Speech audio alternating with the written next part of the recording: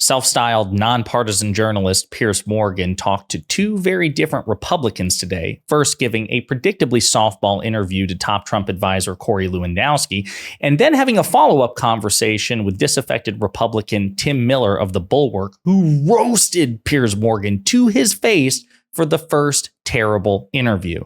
But before we unpack all that, if you end up liking this video and you want to support the channel, please be sure to hit the like, subscribe, and alert bells before you go. All right, friends, we have several clips to talk about in this video.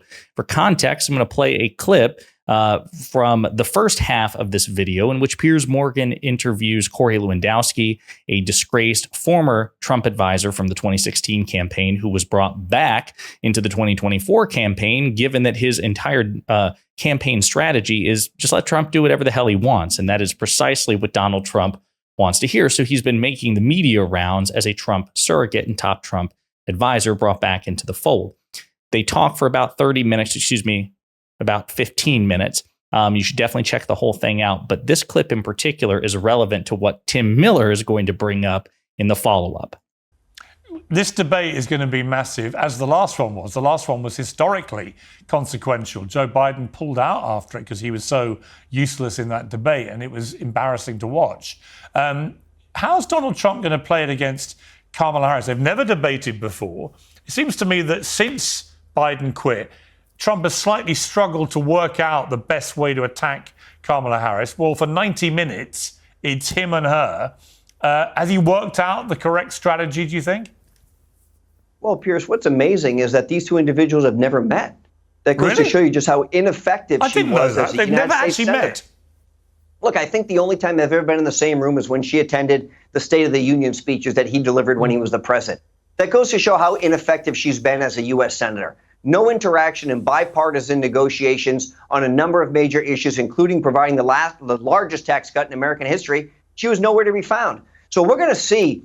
So that's very relevant, that particular part, because Piers Morgan was never made aware of the fact that Donald Trump and Vice President Harris had never met. And of course, Corylowski is quick to throw the vice president under the bus, saying, actually, the reason they haven't met is entirely the fault of Kamala Harris. She should have worked bipartisanly with Trump when he was the sitting president. She should have worked with him when he gave a $2 trillion tax cut to America's richest families and individuals, to the people who need it the least. Obviously, the implication is that Donald Trump apparently had no obligation to reach out to Democratic senators. Again, it's always Democrats who have to work bipartisanly. Republicans are never obligated to do so. But that part is relevant, okay? So let's get to Tim Miller. Tim Miller is somebody we've talked about in previous videos. He is host of The Bulwark. He is a former Republican strategist. He is still a conservative. He aligns more with the Democratic Party now for reasons that he'll get into in this really heated interview with Piers Morgan, in which he just, again, relentlessly calls Morgan out to his face for that terrible interview of Lewandowski. We're going to start with this part here in which Miller corrects the record as to the real reason that Vice President Kamala Harris and Donald Trump never met. Piers, I got to tell you, that was one of the most absurd interviews I've ever had to watch in my life. And I just can't even believe that I had to sit through it. I just took a couple notes here. Donald Trump was tough standing up to Xi Jinping. Really? He totally folded to Xi Jinping during COVID, did nothing to try to push back on him at all. Donald Trump really behind the scenes cares about what the right things to do are, that he's a listener, that he listens to people. Like, this is just ridiculous. We all know him, that his biggest flaw is that he's a perfectionist. I mean, do you read his bleats? He doesn't even spell things correctly. But the most important thing I want to pick on is that little exchange you had about, oh, it's so surprising they've never met. Do you know why Trump and Kamala Harris have never met, Piers? Have you thought about it for a second? Do you know why they really haven't met? Tell me. Because he was a toddler and he threw a temper tantrum after he lost a fair election.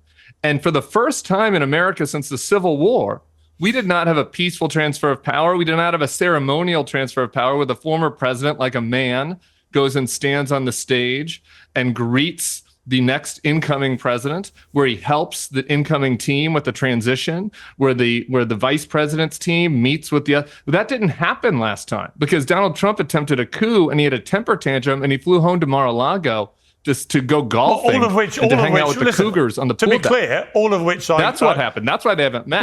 Because he tried a coup. Well, to be clear, at the time I heavily criticised him for all the things you've just said, but that doesn't explain why. Okay, sure, but Corey Lewandowski comes on your show and he's like, "Oh, Donald Trump and Kamala haven't met." Well, hang on. Oh my goodness, no, wow, that's so interesting. They haven't met, and then Corey's over there saying it's because Kamala was ineffective as a senator. It's because Donald Trump was supposed to be a deal maker, didn't meet with any of the Democratic senators. He said he was going to be the art of the deal man, but he didn't try to actually do any deals. All he did was insult people on Twitter. And then after he lost to Kamala Harris, fair and square, and Joe Biden, he didn't have the dignity to have a transfer of power for the first time in American history. I've just said.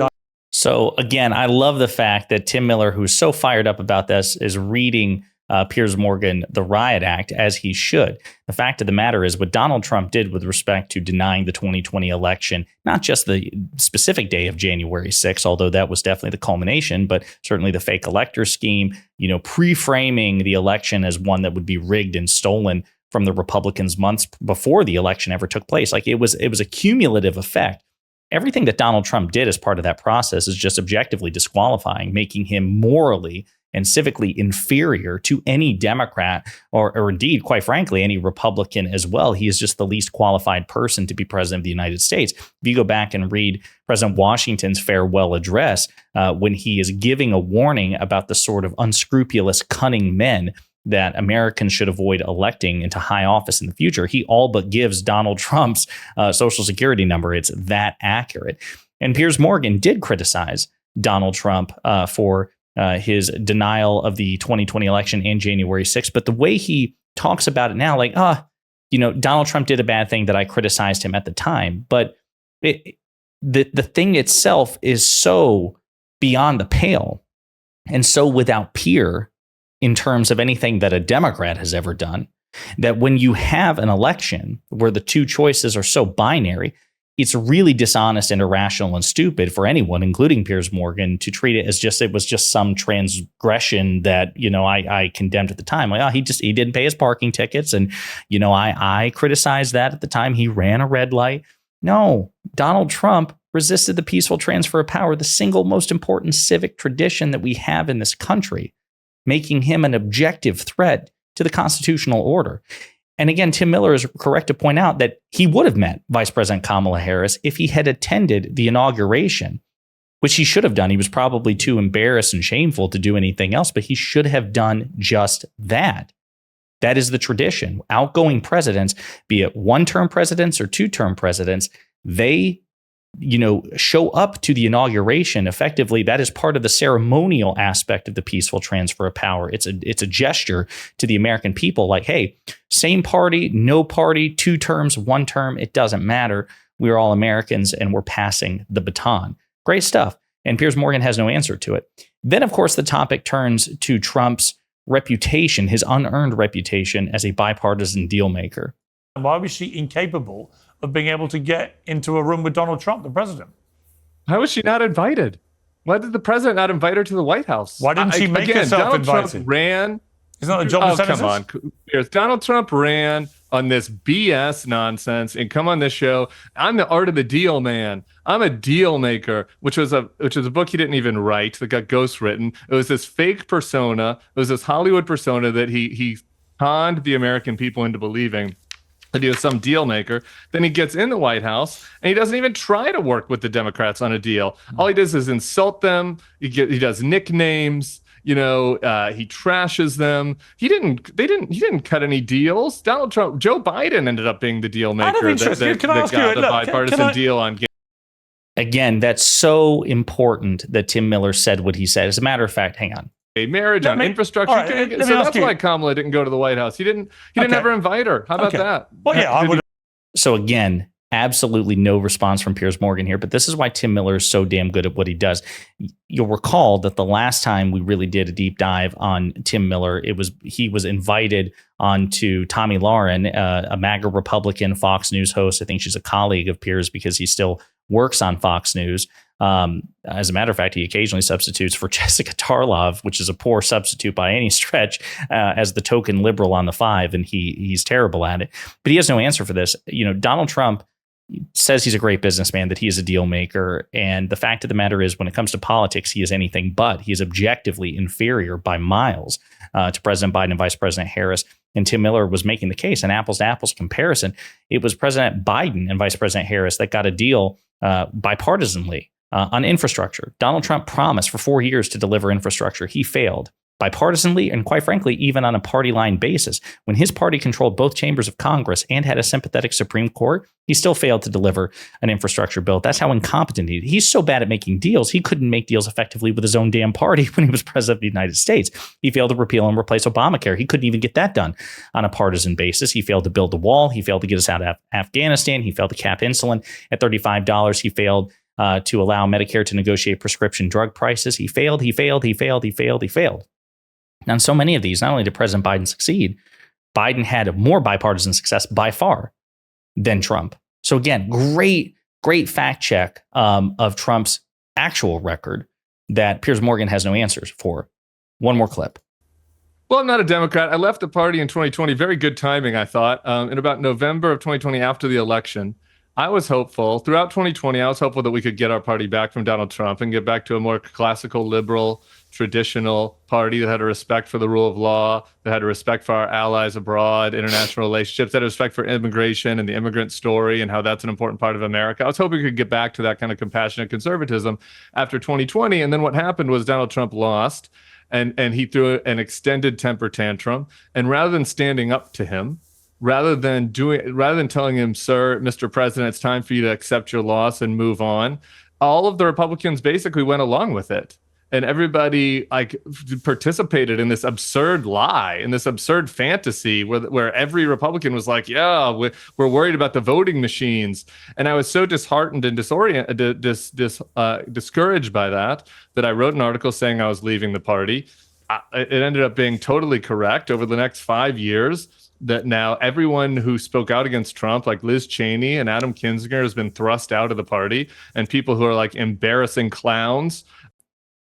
He's right. And he goes on like that. And again, Piers Morgan has no answer to this. But the fact of the matter is, Tim Miller is a principled conservative. We disagree quite a bit on policy. I'm sure he's moderated compared to where he was in 2016 when he was a top advisor to low energy Jeb Bush. But even then, I would sooner have the levers of power in the hands of Democrats exclusively than even Tim Miller. But Tim Miller at least is a principled conservative who believes what he believes. He has conservative values, which makes him eminently preferable to MAGA Republicans. And that's the thing. Donald Trump is not a conservative. He's not a principled conservative.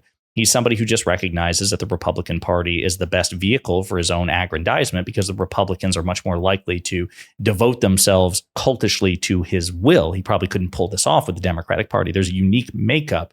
There's a unique constitution, pun intended, to the Republican Party that makes them vulnerable to stuff like this. And that's why Trump chose them. So when Piers Morgan's like, why, you were a Republican, now you're a Democrat, what gives?